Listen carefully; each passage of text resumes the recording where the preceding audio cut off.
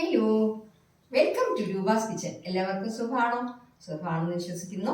അപ്പം ഞാനിവിടെ നല്ലൊരു റെസിപ്പി ആയിട്ടാണ് വന്നിട്ടുള്ളത്. അതെന്തെന്ന് വെച്ചാൽ ഞണ്ട് കൊണ്ടാണ് കേട്ടോ. ഞണ്ട് റോസ്റ്റാണ് ചെയ്യാൻ പോകുന്നത്. നല്ല ടേസ്റ്റ് ആയിരിക്കും. തീർച്ചയായിട്ടും നിങ്ങളിത് ഇങ്ങനെ ഞാൻ ചെയ്യുന്ന ഈ രീതിയിൽ ഒന്ന് ഉണ്ടാക്കി നോക്കണം. അപ്പം നമുക്ക് ആപ്പത്തിൻ്റെ കൂടെ, ചപ്പാത്തിയുടെ കൂടെയൊക്കെ കഴിക്കാനായിട്ട്, ചോറിൻ്റെ കൂടെയൊക്കെ കഴിക്കാൻ നല്ലൊരു റോസ്റ്റാണ്. ഓക്കെ.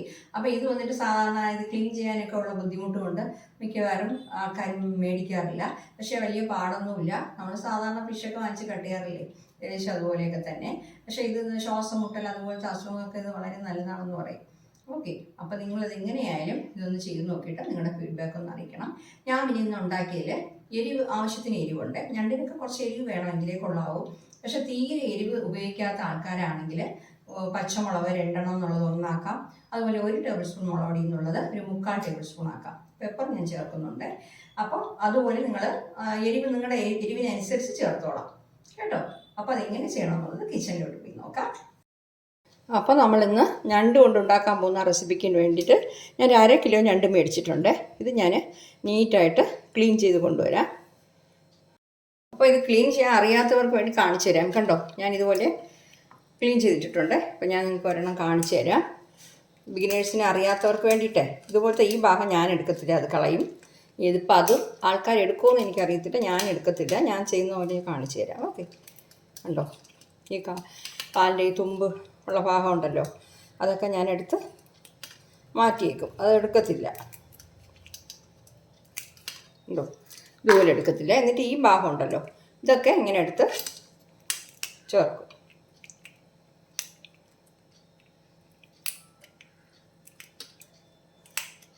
ഇത് ക്ലീൻ ചെയ്യാൻ അറിയാത്ത ആൾക്കാർ കുറേ കാണും, അതുകൊണ്ടാണ് ഇത് കാണിക്കുന്നത് കേട്ടോ. ഇതുപോലെ. പക്ഷെ ഇത് നല്ല ഞണ്ടാണ്. ചിലപ്പോൾ നമുക്ക് ഇത്രയും നല്ലത് കിട്ടത്തില്ല. ഉണ്ടോ,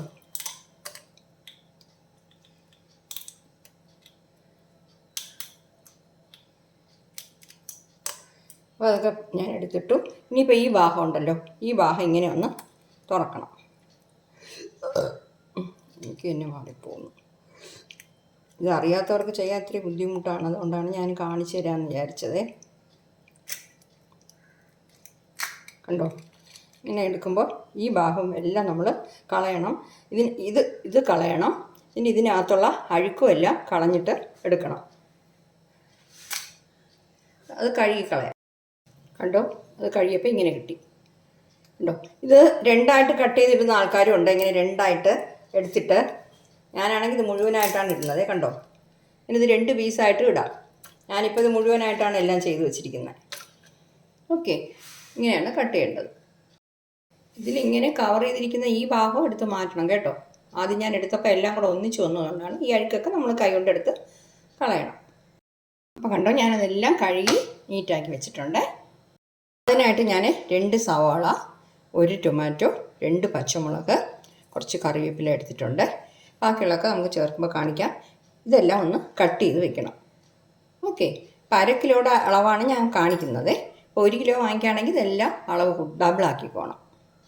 ഞാനത് 2 ഇതുപോലെ കട്ട് ചെയ്ത് വെച്ചിട്ടുണ്ട്. ഇനിയിപ്പോൾ കുറച്ച് മസാല നമുക്ക് അരച്ചെടുക്കാം. മിക്സിയുടെ ജാറെടുത്തിട്ട് ഇതിൽ ഒരു 3 അല്ലി വെളുത്തുള്ളി, വലിയ അല്ലിയായിട്ട് 3, ചെറുതാണെങ്കിൽ ഒരു 5 എണ്ണം ചേർത്തോണേ. 2 ചെറിയ ഉള്ളി. പിന്നെ വന്നിട്ട് ഇതിൽ ഒരു 1/2 ടീസ്പൂൺ പെരിഞ്ജീരകം ചേർക്കണം. 1/2 ടീസ്പൂൺ മതി കേട്ടോ. 1/2 വേണ്ട, അതിനേക്കാളും കുറച്ചായാലും മതി. കൂടിപ്പോണ്ട മസാലകളൊന്നും. ഞാനിപ്പോൾ ഒരു 1/4 ടീസ്പൂൺ ചേർക്കുന്നുള്ളൂ പെരിഞ്ജീരകം. അതുപോലെ തന്നെ ഒരു 1/4 ടീസ്പൂൺ കുരുമുളകും കൂടി ചേർക്കണം. അപ്പം ഞാൻ ഒരു 1/4 ടീസ്പൂൺ കുരുമുളകും കൂടെ ചേർത്തേക്കാം. ഞാനിപ്പോൾ ഇതെല്ലാം 1/2 കിലോ ഞണ്ടിനുള്ള അളവാണ് പറയുന്നത്. ഇനിയിപ്പോൾ ഒരു ചെറിയ കഷ്ണം ഇഞ്ചിയും കൂടെ വേണം. ഇതിനെ കട്ട് ചെയ്തതിൻ്റെ കൂടെ ചേർക്കാം.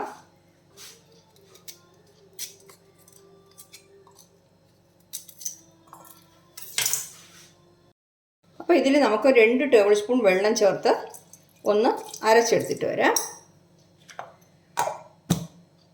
ഞാനത് ഇതുപോലെ അരച്ചെടുത്തിട്ടുണ്ട്. അപ്പോൾ അതിനായിട്ട് നമുക്കൊരു 5 ചെറിയ ഉള്ളി ചതച്ചെടുക്കണം. ഇല്ലാന്നുണ്ടെങ്കിൽ മിക്സിയുടെ ജാറിലിട്ട് ഒന്ന് ചുറ്റിയെടുത്താലും മതി. അപ്പോൾ ആ ഉള്ളി നമുക്ക് ഇതിനിട്ട് ഒന്ന് ചുറ്റിയെടുത്തേക്കാം. അപ്പോൾ 1 സെക്കൻഡ് ഒന്ന് ചുറ്റിയിട്ട് ഇതുപോലെ ക്രഷ് ചെയ്തതുപോലെ ആക്കി എടുത്താൽ മതി. ഞാൻ അതിനായിട്ട് ഒരു ചട്ടി ചൂടാക്കാൻ വെച്ചിട്ടുണ്ട്. അതിൽ വന്നിട്ട് നമുക്കൊരു 3 ടേബിൾ സ്പൂൺ വെളിച്ചെണ്ണ ഒഴിച്ചു കൊടുക്കാം. ഇതുപോലത്തെ കറികൾക്കൊക്കെ വെളിച്ചെണ്ണയാണ് നല്ലത്. 3 ടേബിൾ സ്പൂൺ വേണമെന്നുണ്ടെങ്കിൽ കുറച്ചുകൂടെ ചേർത്തോളാം, കുഴപ്പമില്ല. അപ്പോൾ എണ്ണ ഒന്ന് ചൂടാകട്ടെ. നമ്മുടെ എണ്ണ ചൂടായിട്ടുണ്ട്.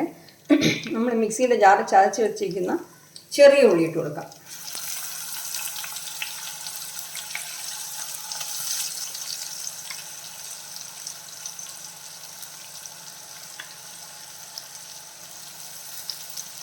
ഇനിയിപ്പോൾ ഇതിൽ നമ്മൾ മിക്സിയിൽ ആദ്യം അരച്ച് വെച്ചിരുന്നല്ലോ മസാലകളെല്ലാം കൂടെ അത് ചേർത്ത് കൊടുക്കുന്നേ.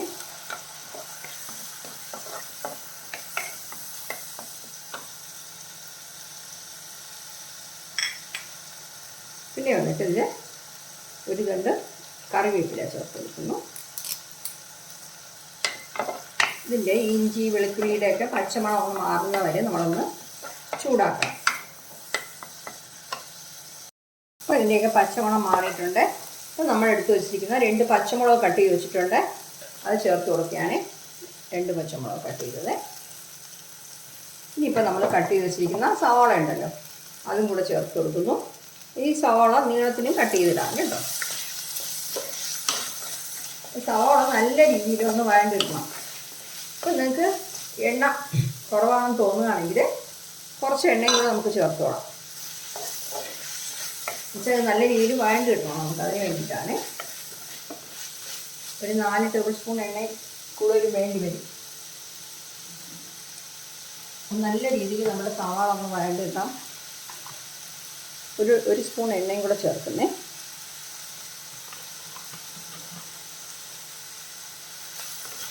അപ്പോൾ നമുക്ക് ഒരു മീഡിയം ഫ്ലെയിമിൽ ഇട്ടിട്ട് നല്ല രീതിയിലൊന്ന് വഴറ്റിയെടുക്കാം. നല്ല മണം കേട്ടോ. ഇഞ്ചി വെളുത്തുള്ളിയൊക്കെ നമ്മൾ ചേർത്തില്ലേ, വെളിച്ചെണ്ണ കറിവേപ്പില എല്ലാം കൂടെ ചേർത്തപ്പോൾ നല്ലൊരു മണമാണ്. നമ്മുടെ സവാള നല്ല രീതിയിൽ വഴറ്റിയിട്ടുണ്ട്. ഇപ്പോൾ ഫ്ലെയിം കുറച്ച് വെച്ചിട്ട് കുറച്ച് പൊടികളൊക്കെ ചേർക്കാനുണ്ട്. ഒരു 1/4 ടീസ്പൂൺ മഞ്ഞൾപ്പൊടി ചേർക്കണം. 1/4 ടീസ്പൂൺ മതി മഞ്ഞൾപ്പൊടി. എന്നിട്ട് 1 ടേബിൾ സ്പൂൺ നിറച്ച് മുളക് പൊടി ചേർക്കണം. കാശ്മീരി ചില്ലി പൗഡറാണ് ഞാൻ ചേർക്കുന്നത് കേട്ടോ. നമ്മൾ 2 പച്ചമുളക് ചേർത്തിട്ടുണ്ട്, കുറച്ച് പെപ്പർ ചേർത്തിട്ടുണ്ട്. അത് കാരണം ഞാൻ ഇത്രേ ചേർക്കുന്നുള്ളൂ. അവസാനം നിങ്ങളുടെ എരിവിനനുസരിച്ച് നിങ്ങളത് ചേർത്തോണം. വേണമെന്നുണ്ടെങ്കിൽ എരിവ് കുറച്ച് ചേർത്തോളാം. ഇതിന് സാധാരണ ഈ ക്രാബിന് കുറച്ച് എരിവ് വേണം ഞണ്ടിന്. ഇനിയിപ്പോൾ അതിൻ്റെ കൂടെ 1 ടേബിൾ സ്പൂൺ മല്ലിപ്പൊടി, പിന്നെ വന്നിട്ട് ഒരു 1/2 ടീസ്പൂൺ ഗരം മസാല പൊടി, 1/2 ടീസ്പൂൺ മതി കേട്ടോ. എല്ലാം കൂടെ ചേർത്തിട്ട് അതിൻ്റെ പച്ചമണം മാറുന്ന വരെ ഒന്ന് വഴറ്റി കൊടുക്കാം. ഈ പൊടികളുടെയൊക്കെ പച്ചമണം മാറിക്കിട്ടണം.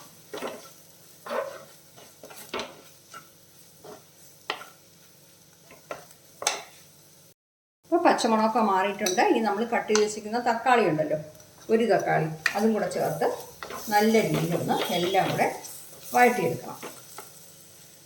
തക്കാളി വഴറ്റിയിട്ടുണ്ട്. ഇനി നമ്മൾ എടുത്ത് വെച്ചിരിക്കുന്ന ഞണ്ടുണ്ടല്ലോ, അതിട്ട് കൊടുക്കാം.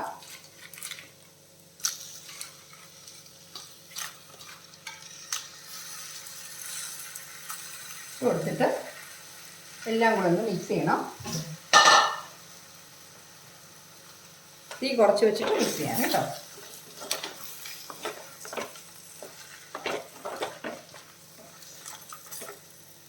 അതിൽ ഉപ്പും കൂടെ ചേർത്തിട്ട് നമുക്ക് മിക്സ് ചെയ്യാം. ഉപ്പ് നോക്കിയിട്ട് അവസാനം വേണമെങ്കിൽ ചേർത്തോളാം കേട്ടോ. നമ്മളിതുവരെ ഉപ്പ് ചേർത്തിട്ടില്ല.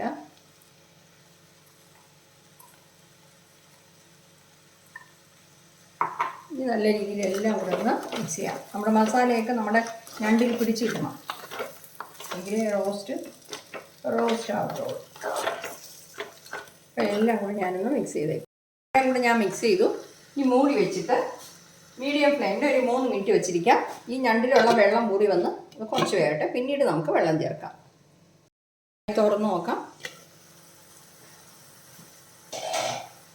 മീഡിയം ഫ്ലെയിമിലാണ് വെച്ചിരുന്നത് കേട്ടോ. കണ്ടോ, ഇതിൽ നിന്ന് വെള്ളം ഊറി വന്ന് ഇത് അടി പിടിച്ചിട്ടൊന്നുമില്ല. ഇനിയിപ്പോൾ അതിൻ്റെ കൂടെ നമുക്ക് ഒരു അരക്കപ്പ് വെള്ളം ഒഴിച്ചു കൊടുക്കാം. ഒരു അരക്കപ്പ് മതി കേട്ടോ വേവിക്കാനായിട്ട്. ഈ സമയത്ത് നിങ്ങളൊന്ന് സാൾട്ട് ചെക്ക് ചെയ്തോണോ, സാൾട്ട് എരിവുമൊക്കെ ഒന്ന് ചെക്ക് ചെയ്തോണേ.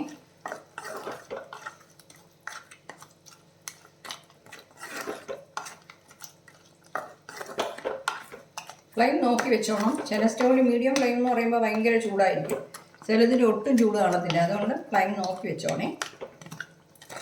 ഇപ്പോൾ നമുക്കിതിൽ സാൾട്ട് ഒന്ന് ചെക്ക് ചെയ്യാം.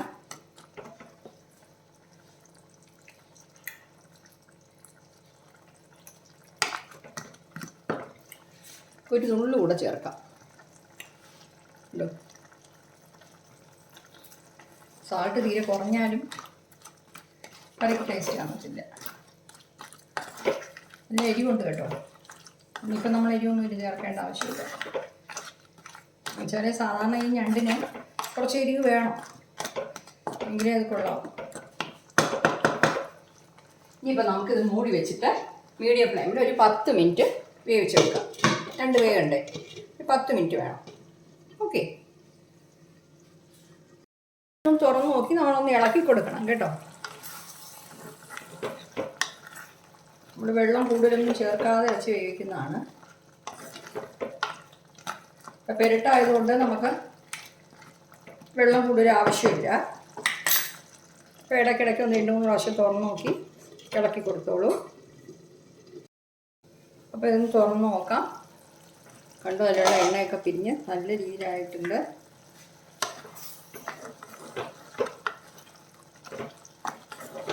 നമുക്ക് ഫ്ലെയിം കുറച്ച് കൂട്ടി വെച്ച് കൊടുക്കാം. വച്ചിട്ട് ഇതിലുള്ള വെള്ളമൊക്കെ വറ്റി നമുക്ക് നല്ല ഡ്രൈ ആയി കിട്ടണം.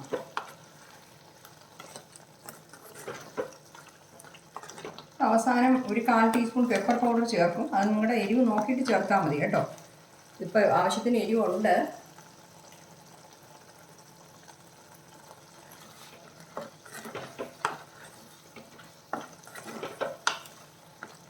നല്ല രീതിയിൽ വരണ്ട് ഇട്ടിട്ട് കണ്ടോ, നമ്മുടെ വെള്ളമൊക്കെ വറ്റിയിട്ട് നല്ല രീതിയിലായി കിട്ടിയിട്ടുണ്ട്. ഈ രീതിയിൽ മതിയെങ്കിൽ കുറച്ച് ഇങ്ങനെ ഗ്രേവി പോലെ, അത് ഗ്രേവിയല്ല, തികച്ചും റോസ്റ്റ് തന്നെയാണ്. കുറച്ച് അതിൽ അരക്കുണ്ട്. ഇതുപോലെ വേണമെന്നെങ്കിൽ ഇപ്പം തന്നെ ഫ്ലെയിം ഓഫ് ചെയ്യാം. ഇല്ല തീരെ നിങ്ങൾക്ക് വരട്ടിയെടുക്കണമെന്നുണ്ടെങ്കിൽ കുറച്ചുകൂടെ വരട്ടും. പക്ഷേ ഞാനിപ്പോൾ ഓഫ് ചെയ്യും. എന്ന് വെച്ചാൽ എടുത്ത് കഴിക്കുമ്പോഴേ നമുക്ക് ആ പീസിൻ്റെ കൂടെ കുറച്ച് അരപ്പും കൂടെ വേണം, എങ്കിലേ കൊള്ളാവും. ഓക്കെ, നമുക്ക് അവസാനം കുറച്ച് കറിവേപ്പില ചേർത്ത് കൊടുക്കാം. ഞാൻ ഫ്ലെയിം ഓഫ് ചെയ്യുന്നേ. കണ്ടു, മസാലയൊക്കെ നല്ല രീതിയിൽ എല്ലാ പീസിലും പിടിച്ചിട്ട് നല്ല സൂപ്പറായിട്ട് കിട്ടിയിട്ടുണ്ട് നമുക്ക് ഞണ്ട് റോസ്റ്റ്. അപ്പോൾ എല്ലാവരും ഇത് ട്രൈ ചെയ്ത് നോക്കണം. ഇഷ്ടമില്ലാത്തവർ പോലും ഇങ്ങനെ ഉണ്ടാക്കി കൊടുക്കുമ്പോൾ കഴിച്ചോളൂ. ഓക്കെ, നല്ല ടേസ്റ്റ് ആയിരിക്കും. അപ്പോൾ എല്ലാവരും ഒന്ന് ട്രൈ ചെയ്ത് നോക്കിയിട്ട് നിങ്ങളുടെ ഫീഡ്ബാക്ക് ഒന്ന് അറിയിക്കണേ. താങ്ക്